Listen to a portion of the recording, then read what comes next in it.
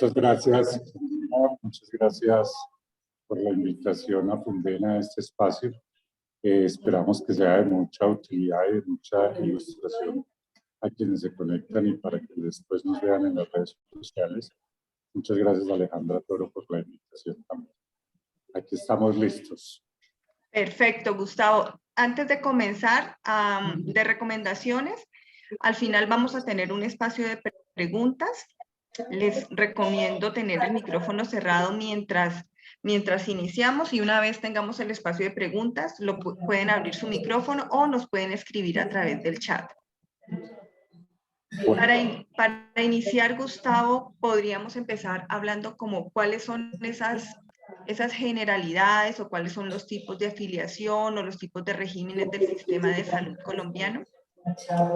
Claro que sí. Arranquemos un poco con historia, un poco de historia. El Sistema General de Seguridad Social en Salud en Colombia se origina a partir de la Constitución Nacional de 1991.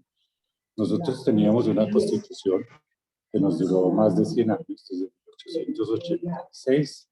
1886 hasta 1991. En esa constitución pues teníamos unas líneas, unos elementos constitutivos de derechos muy básicos. A partir de 1991 con la constitución se establecen 3 criterios de derechos ciudadanos. Primeros criterios, derechos de primera naturaleza, o sea, los derechos fundamentales, la vida, la integridad física, el derecho a la libertad, a la libre expresión, etcétera, etcétera. Unos derechos de segunda generación que se denominaron como derechos sociales, económicos y culturales, y unos derechos de tercera generación que eran más del ámbito del desarrollo y la innovación en tecnología, el derecho a la comunicación, el derecho al uso de la banda satelital, etcétera, etcétera. En el rango de los derechos de naturaleza social, colectiva y cultural, económica y cultural, estaba el derecho a la salud como un derecho prestacional. Entonces, el artículo 48 y 49 de la Constitución Nacional nos habla de esos derechos sociales, de ese derecho social prestacional a la salud. Como esta era apenas la Constitución, entonces necesitábamos poder hacer un marco reglamentario de cómo se iba a garantizar ese derecho social. Y aparece la Ley 100 de 1994. La hemos conocido como la Ley 100 de 1993 porque realmente su promulgación fue en 1993. Pero la sanción de la ley y la aplicabilidad de la ley fue a partir de abril de 1994. Hago énfasis en 1994 porque pues pareciera que lleváramos mucho tiempo con el tema del sistema de salud y la ley 100, y realmente no llevamos sino 28 años, llevamos ni siquiera 30 años del sistema de salud, y que es un sistema que ha venido evolucionando y que ha venido, digamos, progresando en la garantía del derecho. Bien decía entonces anteriormente que no era en su momento un derecho fundamental. Recordemos que también en 1991, con la Constitución Nacional, aparece la acción de tutela. Entonces, la acción de tutela es un mecanismo legal de naturaleza constitucional que pretende, por crear un mecanismo ágil de acceso a la justicia para la protección de los derechos que estuviesen siendo amenazados o vulnerados. Y obviamente la salud se veía amenazada o vulnerada en la medida de la garantía del acceso, de la oportunidad, de la continuidad de los tratamientos, etcétera, o del acceso a nuevos tratamientos. Y se fue interponiendo acciones de tutela por el derecho a la salud, Pero como la salud no era un derecho fundamental, entonces la tutela no podía ser solamente para la salud, sino que había que articular el derecho a la salud a un derecho fundamental. ¿A cuál? A la vida, a la integridad física, ¿sí? Entonces, al articular yo el derecho a la salud, que me estaba siendo amenazado o vulnerado, con un derecho fundamental como la vida, esa conexidad sí me afectaba al derecho fundamental. O sea, no tener salud podía poner en riesgo mi vida, o no tener salud podía poner en riesgo mi integridad física. Ese fue un camino que fue llevando a la progresividad del derecho. Entonces, inicialmente en la Constitución la salud no era derecho fundamental, sino para los niños, niñas y adolescentes. Luego, entonces, a medida de la jurisprudencia de la Corte, se fue ampliando a grupos poblacionales como la población rom, los gitanos, los afrodescendientes, los indígenas, etcétera, y también entonces fueron teniendo criterio de derecho fundamental este derecho para estas poblaciones. Pero después lo fuimos ampliando a las madres gestantes, a los adultos mayores, etc. Todo esto por vía de la presión de los mecanismos legales como la acción de tutela. Hasta que llegamos a un momento en 1913, donde el año 2008, perdón, donde la Corte Constitucional dice no más, ya no más. Esto es un derecho fundamental para todos los ciudadanos. Por lo tanto, tiene todos los mecanismos de protección de derecho fundamental y hay que garantizarlo para todo el mundo.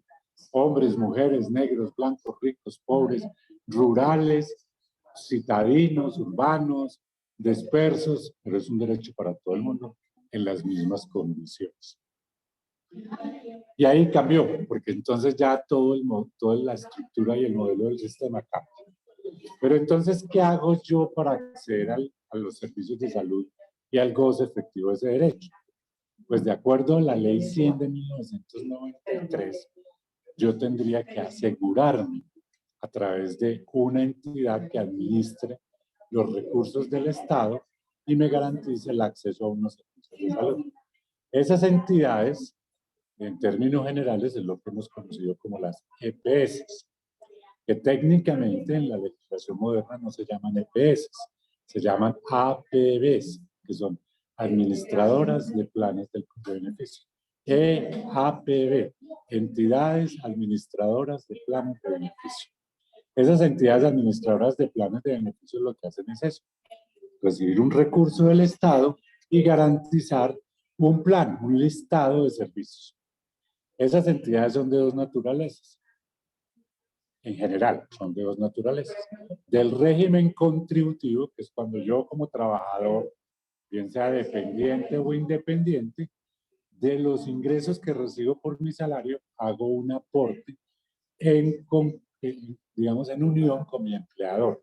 Pero si yo soy trabajador independiente, pues yo soy mi mismo empleador, entonces yo hago el aporte completo. Entonces hago un pago de un valor para la afiliación a una entidad que me va a garantizar la atención de los servicios sociales, que es lo que hemos llamado toda la vida las EPS. Pero como es un derecho fundamental y yo no tengo con qué pagar, no me puedo afiliar, no trabajo, no tengo ingresos, pues yo también tengo el derecho, entonces el Estado me afilia y me afilia a una EPS, pero del régimen subsidiado. Entonces tenemos dos EPS o dos tipos de EPS. La EPS del régimen contributivo cuando yo aporto, y subsidiado cuando no tengo capacidad de aporte y es el Estado el que me la brinda, el que me da los recursos. Cuando hablo de Estado no hablo de gobiernos, hablo de Estado, es decir, lo pagamos con los impuestos de todos los ciudadanos. Estados somos todos. Se paga con los impuestos de todos los ciudadanos ese derecho para la población más pobre y vulnerable que no tiene. Pero hay otros regímenes que no nos vamos a profundizar en ellos, que son los regímenes especiales. Unos grupos poblacionales que por sus dinámicas, digamos, de progresividad en sus derechos, pues tienen unos regímenes especiales, los maestros, el Congreso, los jueces, los que trabajaban en telecomunicaciones, los de los ferrocarriles nacionales, etcétera. Y esos tienen unos pequeñas EPS que son las que los responden por ellos. Ahora, como el tema es movilidad, entonces yo de dónde me voy a mover, o el tema es qué pasa en el traslado de EPS. Traslado en el sistema de salud se conoce técnicamente como movilidad. Y ya voy a explicar por qué. Entonces, como el tema es ese de movilidad, ¿yo de dónde me muevo? Pues me muevo entre una EPS del régimen contributivo o una EPS del régimen subsidiado. Esa es la movilidad básica. ¿Cómo me muevo y por qué me muevo? Pues me muevo inicialmente porque, digamos, no tengo recursos no tengo con qué pagar una EPS, pero mi municipio me afilió a mí a una EPS del régimen subsidiado, a Confamiliar, a Sabia Salud, a Confandi, a Compensar, a una EPS del régimen subsidiado. Me afilió a una EPS del régimen. Yo no estoy pagando, yo no estoy dando ningún aporte. El Estado, a través del municipio donde yo vivo, con una clasificación previa del CISBEN, que lo que hace es identificar mi nivel de vulnerabilidad y pobreza, me asigna una EPS. Esa EPS del régimen subsidiado, yo no soy susceptible de elegirla, yo no la puedo escoger. En el régimen subsidiado no hay libre elección de EPS, ¿de acuerdo? Es la que el municipio contrata. Puede que hayan 2 o 3, pero es la que el municipio me asigna. Yo no puedo elegir libre. Pero resulta que yo no tenía recursos, que yo no tenía plata, pero conseguí un trabajito. Me conseguí un trabajito y me voy a ir a pegar adobes en una obra o a hacer el servicio de mayordomo en una finca o conseguí un trabajito, cualquiera. Como ya soy cotizante, porque ya tengo ingresos, ya tengo que pagar, si no pago entonces incurro en 2 condiciones que son ilegales, que es la evasión cuando teniendo con qué no pago, o la ilusión cuando teniendo que pagar un peso, no pago el peso sino 50 centavos.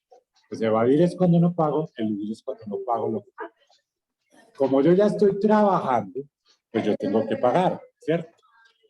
Al pagar, yo estoy en el régimen subsidiado, tengo que trasladarme al régimen contributivo, porque yo ya estoy pagando, ¿de acuerdo?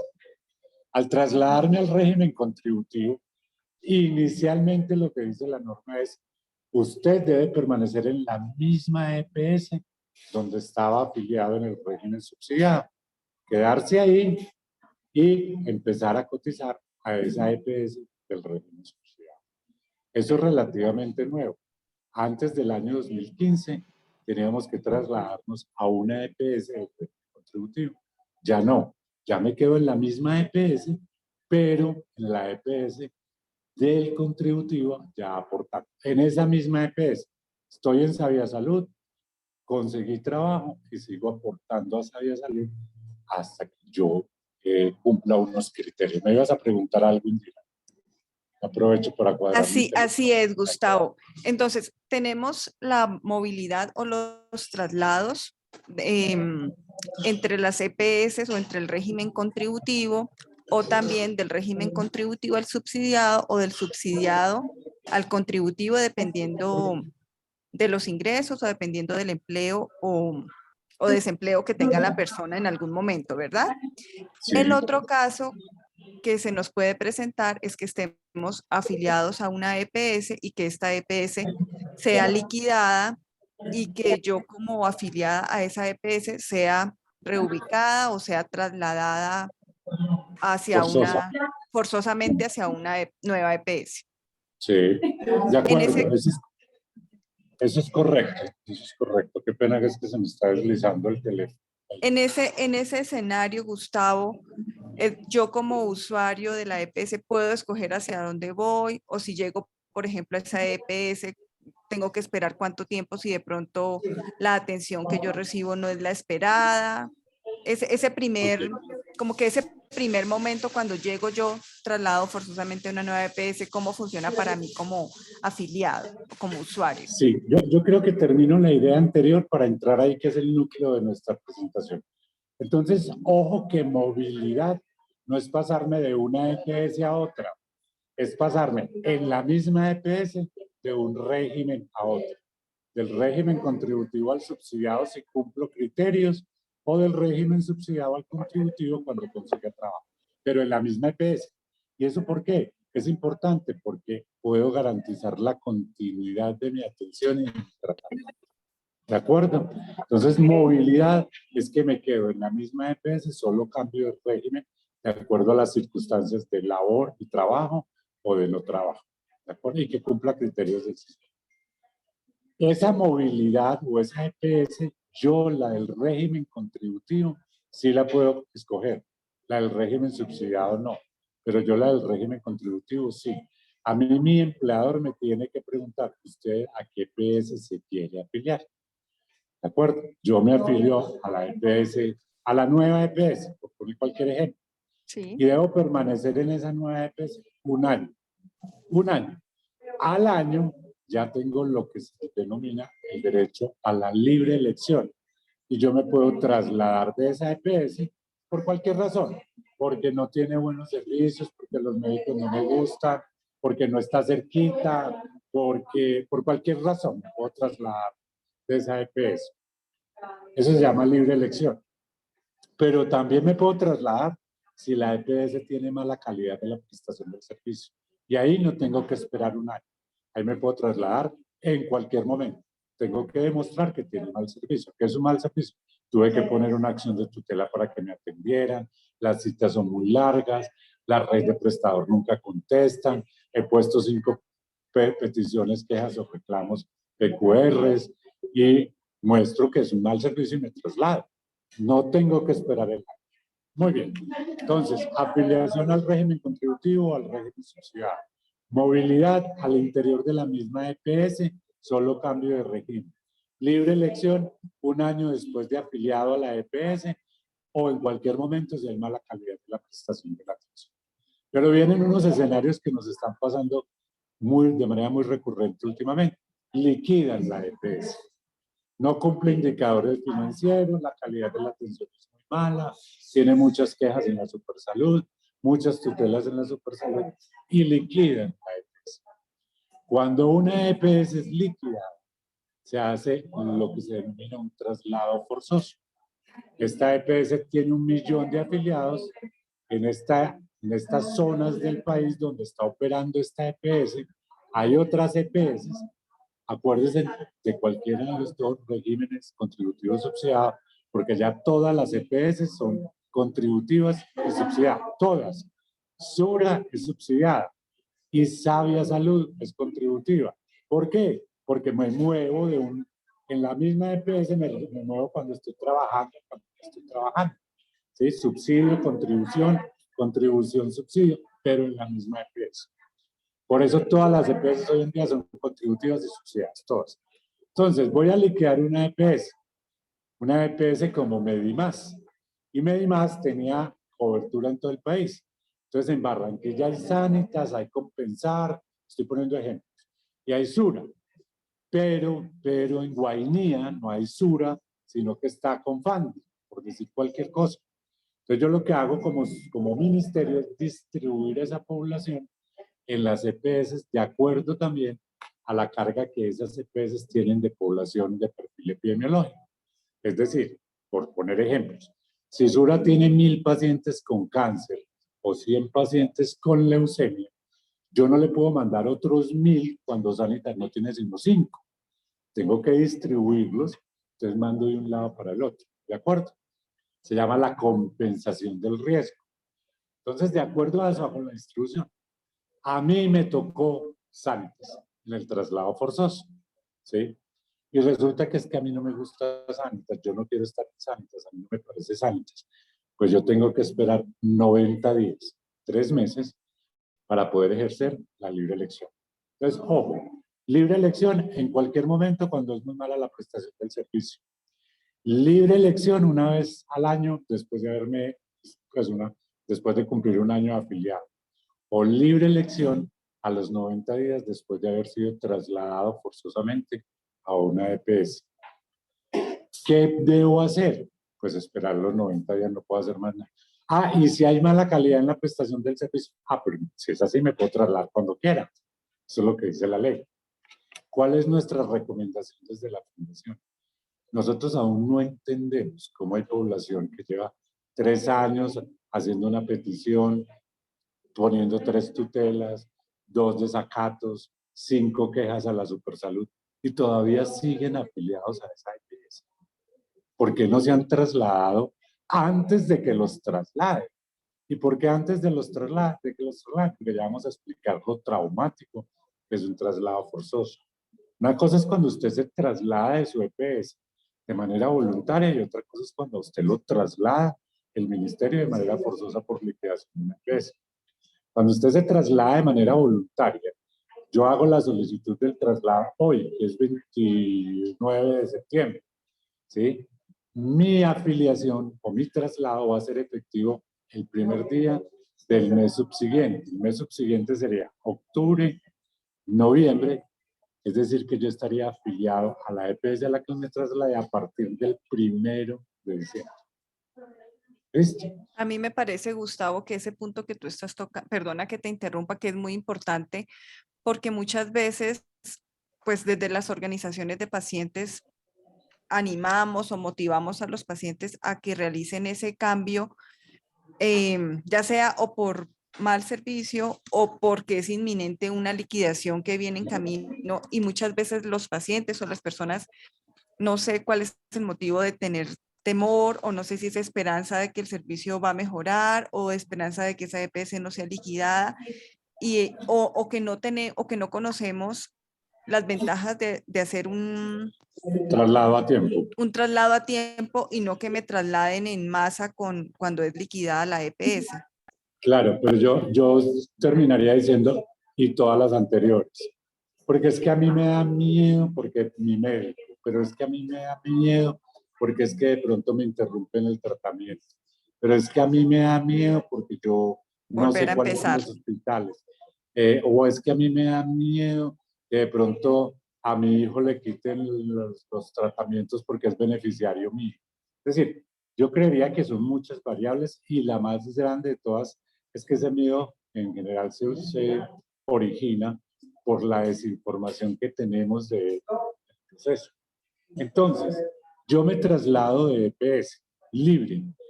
Si me traslado hoy, mi primer día activo será el 1 de diciembre. Y entonces, ¿qué pasa conmigo desde el 29 de septiembre hasta el 1 de diciembre? Si me enfermo, ¿quién me atiende? La misma que lo ha atendido siempre, porque el traslado se hace efectivo a partir del 1 de diciembre. Y eso significa que yo sigo asegurado hasta el 1 de diciembre de esa que no me gusta, de esa que me quiero trasladar, de esa que no ha sido buena atendiendo mis servicios de salud. Pero ya he estado ahí 3, 4 años, pues esperar 30, 40 o 50 días más, pues no hay más, ¿cierto? Entonces, no es que se quede desasegurado, es que en la transición, hasta que no se haga efectivo el traslado de la otra EPS, no se queda sin salud, lo sigue atendiendo la misma EPS que estaba peleando. ¿Qué sucede? Que generalmente nos trasladamos las personas que tenemos una enfermedad crónica, una enfermedad de alto costo, etcétera. Y claro, la EPS que me va a recibir, con seguridad no me va a poner un tapete rojo y bienvenido a mi EPS. Me van a poner barreras. Van a tratar de que yo no me traslade. Entonces empiezan, que es que la EPS anterior no lo liberó, que es que yo no lo puedo recibir porque usted tiene una condición de salud. No, para estar asegurado en el sistema de salud no hay preexistencias. A mí no me pueden decir que porque tengo una condición de salud a mí no me van a aplicar. ¿De acuerdo? Entonces, listo. Me traslado. Si no le permiten ese traslado, con una acción de legal como la acción de tutela para la garantía del derecho a la igualdad, porque otros sí, porque otros no. O el de la salud, si es que eso me afecta a mi salud. O el de la vida o la integridad física, si es que afecta a mi vida o mi integridad física. Entonces, listo, me traslado. Y hasta ahí, bien, ya la otra empezó, etcétera. Las personas piensan que cuando se trasladan, al otro día les van a dar la quimioterapia o les van a dar el tratamiento de alto costo. No. En el traslado se inicia el proceso casi que de cero, bien sea traslado voluntario o bien sea traslado forzoso, ¿sí? Voluntario ingresa por el primer nivel de complejidad, es decir, tiene que empezar por pedir una cita médica con médico general. Llevarle a su médico general la historia clínica y el médico general determinará la remisión a los especialistas. Si usted está en quimioterapia, si usted está en un tratamiento de diálisis, si usted tiene una atención integral, técnicamente no se lo pueden interrumpir. Pero claro, como está esa escala de acceso, médico general, médico especialista y subespecialista, si fuera el caso, muy posiblemente en ese término se le puede interrumpir el tratamiento.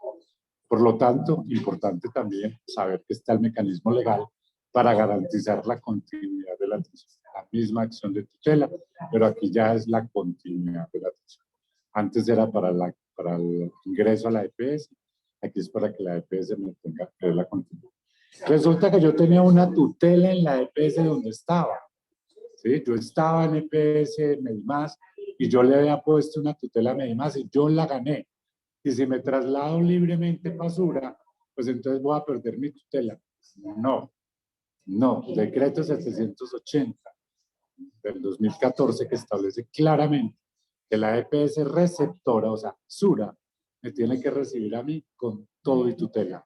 O sea, que la tutela que yo le haya puesto a Medimás no es que se la haya puesto a Medimás, es que se la puse al sistema de salud. Y por lo tanto, me reciben las nuevas aseguradoras, las nuevas EPS, con esa tutela y todo. Me la tiene que valer y me tiene que dar continuidad en el cumplimiento de esa acción de tutela, que es otro de los temores, sobre todo en población como la que nosotros atendemos en nuestra fundación. No pierde la tutela, técnicamente hay un mecanismo legal para garantizar la continuidad. Cuando el traslado es forzoso, es muy complejo, porque tiene que esperar los 90 días, a excepción de la mala calidad de la prestación de los servicios. Ese traslado forzoso, seguramente muchos estarán haciendo la pregunta, bueno, entonces, si esto pasa cuando nos trasladen forzosamente, ¿qué va a pasar entonces si se desarrolla la política del nuevo gobierno para acabar los EPS? Nosotros no tenemos una respuesta.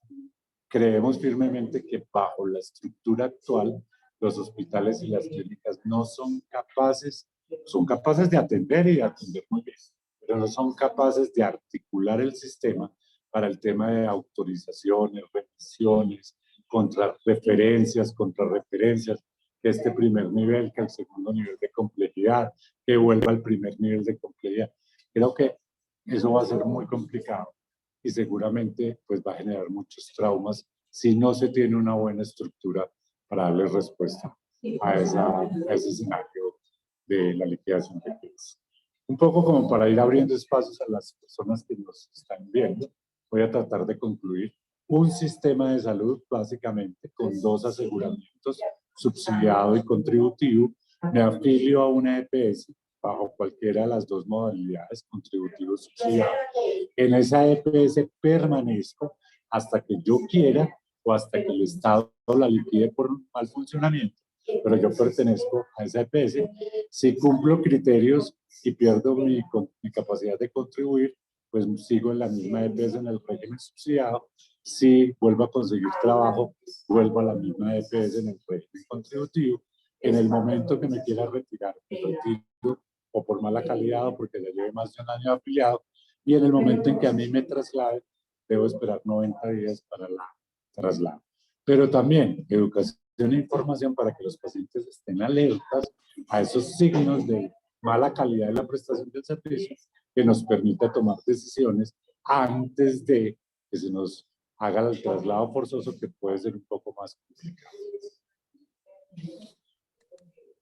Perfecto, Gustavo. Una pregunta más, hablando de esos casos en los que los pacientes o las personas pensamos que de pronto al ser trasladados forzosamente, ¿qué pasa, por ejemplo, con mis beneficiarios o qué pasa, por ejemplo, con las incapacidades que yo, por ejemplo, por alguna condición crónica he venido manejando, o esos casos en los que yo tenía pendiente algún procedimiento, puede ser una cirugía o puede ser una resonancia? En esos casos, por ejemplo, ¿qué pueden hacer los pacientes o qué opciones hay? Recordemos el tema de la continuidad. Entonces, planteaste como dos o tres escenarios ahí importantes. Yo me traslado con mi grupo familiar, o sea, con mis beneficiarios. Si alguno de mis beneficiarios viene con un tratamiento en curso, se le tiene que garantizar la continuidad del tratamiento. ¿En qué criterios? Criterios de calidad, eficacia, oportunidad, seguridad y comodidad, que son los criterios de ley. Calidad, eficacia, seguridad, oportunidad y comodidad. Son los criterios de ley. En esos mismos criterios no se lo garantizan, pues están los mecanismos legales como la acción de criterio.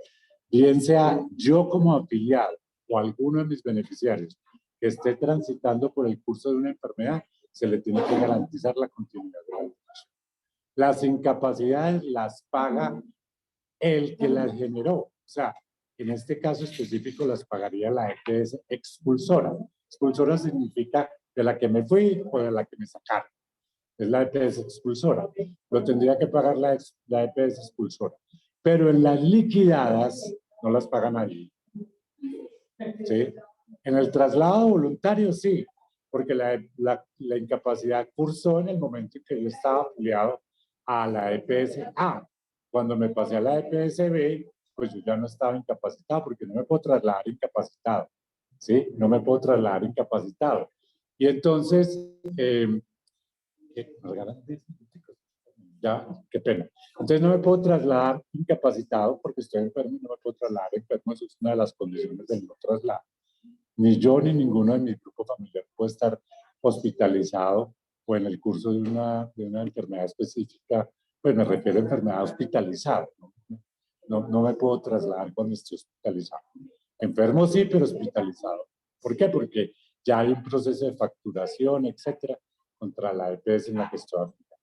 Entonces, beneficiarios trasladan conmigo.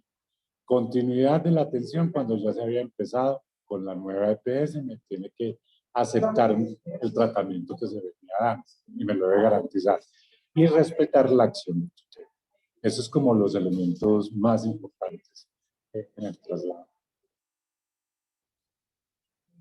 Muy bien, Gustavo, muchísimas gracias por toda tu información, por compartir con nosotros todos los casos o todos los escenarios que se pueden presentar en en estos casos en los que puede haber traslados, movilidades o liquidaciones de las EPS en las que uno se encuentra afiliado. Actualmente en el chat no tenemos preguntas. No sé si Mira, alguien... yo cerraría con una invitación a los usuarios.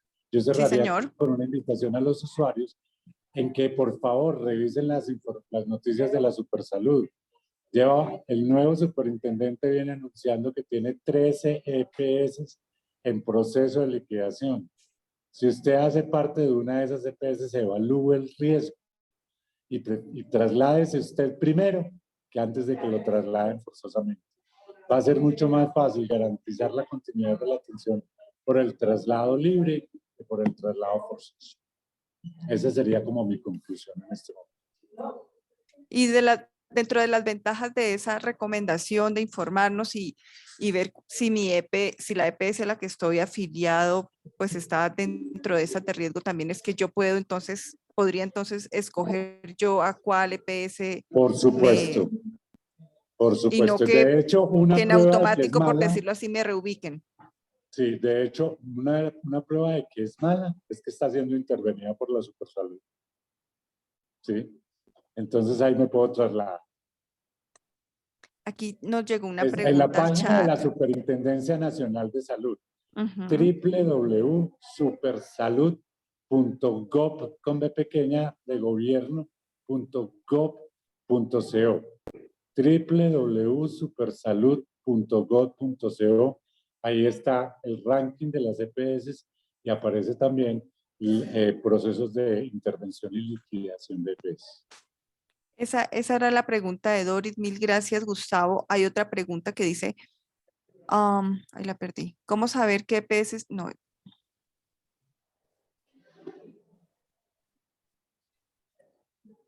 ¿Cómo afectaría una nueva reforma al sistema general en salud? ¿Cómo afectaría? No lo sabemos. Yo lo que quiero decirle para darle tranquilidad a todos los escuchas nuestros en este momento es, la salud es un derecho adquirido, es un derecho de naturaleza progresiva, de rango fundamental. Cualquiera sea la forma que el Estado configure los modelos de prestación de Atención. servicios, nos tienen que garantizar el acceso. Lo que pasa es que cual sea el modelo puede ser traumático, pero al final nos tienen que garantizar el acceso. Perfecto. Muchísimas gracias, Gustavo. Tenemos un comentario de agradecimiento por este espacio y por la valiosa información. No tenemos más preguntas. No sé si alguien más quiera participar o tenga alguna inquietud.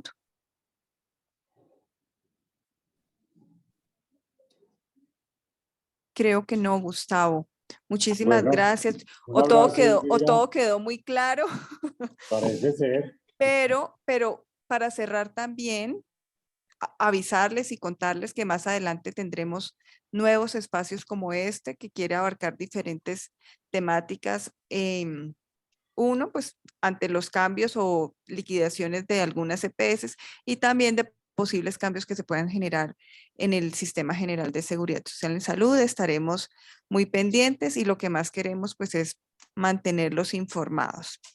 Gustavo, Muchas mil gracias. gracias Un por tu abrazo. tiempo, por compartir con nosotros, por dedicarnos este espacio, a todas las personas que asistieron a esta reunión.